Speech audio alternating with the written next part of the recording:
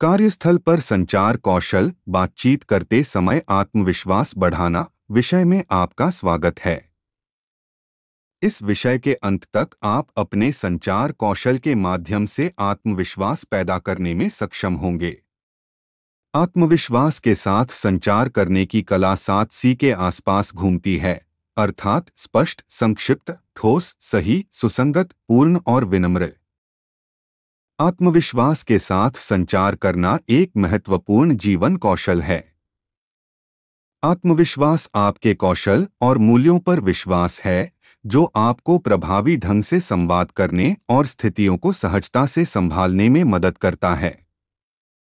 आत्मविश्वास निम्न कारण से आवश्यक है: अपने विचार स्पष्ट रूप से व्यक्त करने के लिए, अपने श्रोताओं का ध्यान आकर्षित करने और दूसरों को प्रभावित करने के लिए, घबराहट पर काबू पाने के लिए, प्रतिक्रिया को रचनात्मक रूप से संभालने के लिए।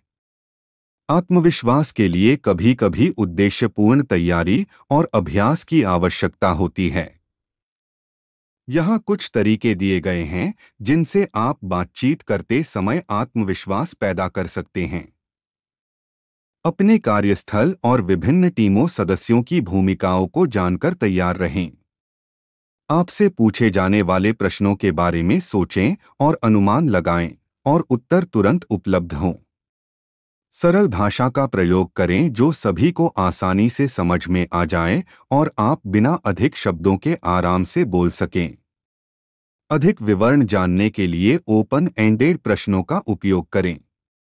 शांत उपस्थिति बनाए रखें और अपनी ताकत पर ध्यान केंद्रित करें। आप कुछ व्यावहारिक सुझावों का पालन करके अपने डर पर काबू पा सकते हैं। अपना ध्यान स्वयं और अपने डर से हटाकर अपने उद्देश्य पर केंद्रित करें। अपने दर्शकों के लिए कुछ मूल्यवान प्रदान करने पर ध्यान दें। उन विचारों को सोचने से इनकार करें जो आत्मसंदेह और कम आत्मविश्वास पैदा करते हैं।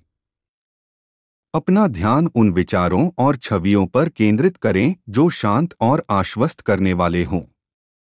आत्मविश्वासपूर्ण मुद्रा बनाए रखें और अपने दर्शकों के साथ संबंध बनाएं, मुस्कुराएं, आंखों से संपर्क बनाएं, लोगों का अभिवादन करें। स्वाभाविक बनो, स्वयं बनो। बॉडी लैंग्वेज एक प्रकार का अशाब्दिक संचार है जिसमें जानकारी देने के लिए शारीरिक व्यवहार जैसे हाव-भाव, मुद्रा, चेहरे के भाव और आंखों का संपर्क का उपयोग करना शामिल है। यह महत्वपूर्ण है कि लोग संचार में स्थान का उपयोग कैसे करते हैं और कैसे समझते हैं। यहाँ कुछ प्रकार के स्थान दिए गए हैं और वे अशाब्दिक संचार से कैसे संबंधित हैं। अंतरंग दूरी 1.5 फीट तक है और यह करीबी रिश्तों जैसे परिवार के सदस्यों, रोमांटिक पार्टनर या करीबी दोस्तों के लिए आरक्षित है। इसमें गले मिलना, हाथ पकड़ना या फुसफुसाना जैसे व्यवहार शामिल हैं। व्यक्तिगत दूरी 1.5 से 4 फीट तक है और परिचितों या दोस्तों के बीच अनौपचारिक सेटिंग में यह आम है। आकस्मिक बातचीत, सामाजिक समारोहों या छोटे समूह की बातचीत के लिए उपयुक्त।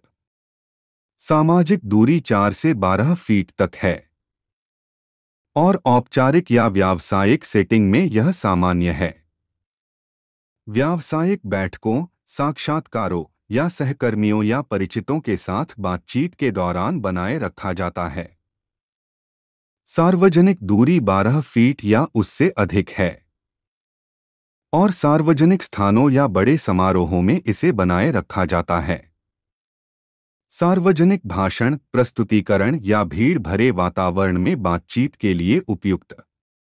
सकारात्मक शारीरिक भाषा विश्वास और सहयोग की भावना पैदा करने में मदद कर सकती है, जबकि नकारात्मक शारीरिक भाषा तनाव पैदा कर सकती है और संचार को बाधित कर सकती है। सकारात्मक शारीरिक भाषा के लिए कुछ कार्य हैं: खुला और तनाव मुक्त शरीर, आंखों का संपर्क बनाए रखना और मुस्कुराना। सहमति दर्शाने के लिए आमंत्रित हाथ के इशारों और सिर हिलाने का उपयोग करना। संबंध बनाने के लिए दूसरे व्यक्ति की शारीरिक भाषा को प्रतिबिंबित करना। आत्मविश्वासपूर्ण शारीरिक भाषा और विचारशील कार्य। सुखद, विनम्र और गर्मजोशी भरी आवाज।